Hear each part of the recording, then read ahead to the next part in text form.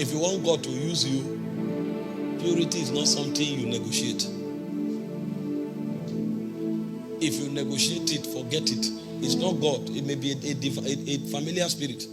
If it is God, you can't negotiate it. 1 Peter 1, 15 and 16. It said, but as he which hath called you is holy, it says, so be ye holy in all manner of conversation.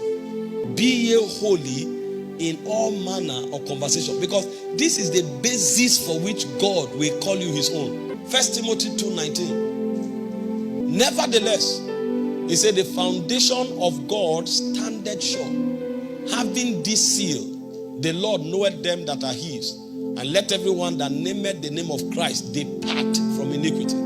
So there are times when God helps you to go, you too must pay the price to take yourself out. It's not to lie down in sin and say, Lord, help me, help me, help me. No, depart. If you are willing, God will help you. Verse 20 to 21. It said, but in a great house, there are not only vessels of gold and silver. It said, but also of wood and earth.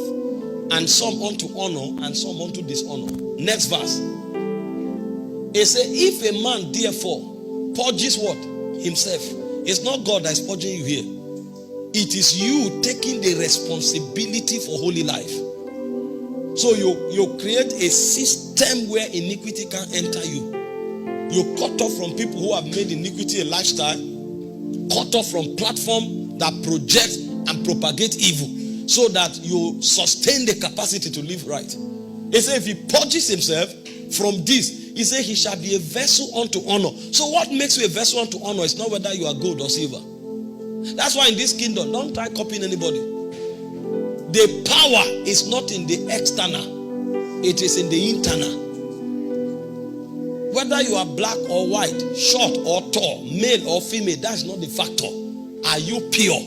Are you holy? That's what God is looking at.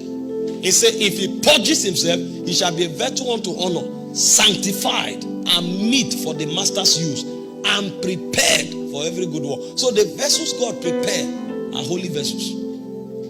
That's why I said in 2 Corinthians 6:17, he said, come out from among them. He said, be ye holy, be ye clean.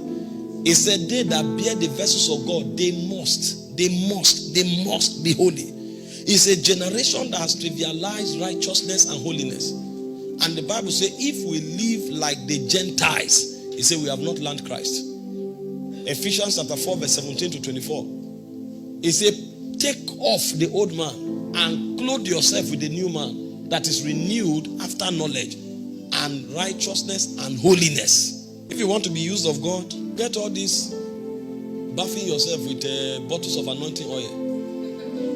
A prophet comes and says, I brought this thing from the mountain. This is the oil of favor. Pay 1,000. You are joking. If you like, bathe yourself, sleep inside oil. Put a drum in your house. You will go nowhere.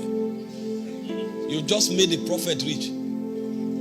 If you want God to lift you up, you must live holy. And this is a fight of faith. Paul said in 1 Corinthians 9:27, I beat myself. I bring my body under subjection. I beat myself. You take certain responsibilities. I beat myself. Somebody say wants to live holy. A young man, 5 of your friends are all females. You people greet yourself by hugging. Oh, you are a joker. It's your lust that you are servicing. They say, oh, you see, they hug and hold themselves. Oh dear, how are you? I've missed you.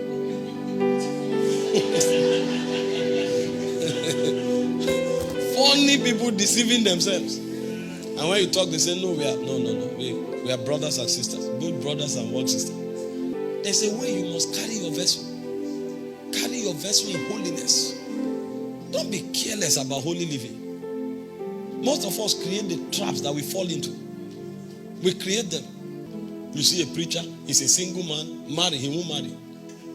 And every week a different sister is coming to cook. The cook can go and dress his bed. He's prophet. He's senior pastor. After a while, you start seeing darkness creep into what God is doing and destroy it. God started helping you. The first office you have, You have one staff and it's an opposite sex. It's your personal secretary.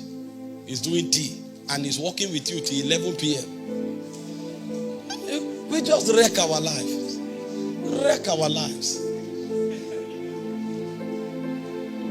Because we are not taught to build a guard around these things.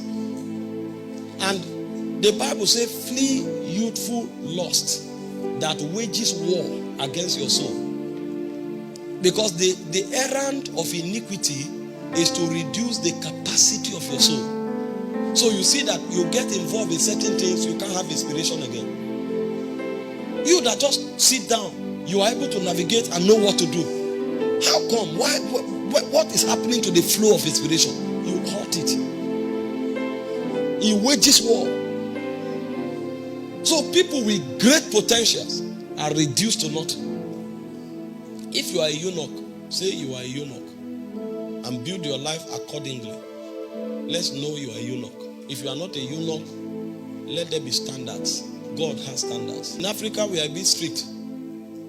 But here, you are developed nations. So when you over-reiterate it or emphasize it, you say, come on. It's your culture. You will culture into her.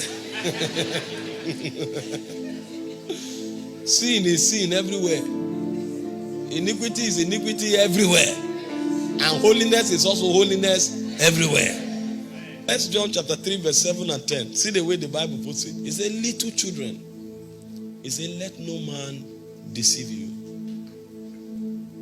Because we can be deceived to trivialize these things. Let no man deceive you. In verse 10 he said, in this the children of God are manifest and the children of the devil. He said, him that doeth righteousness is righteous.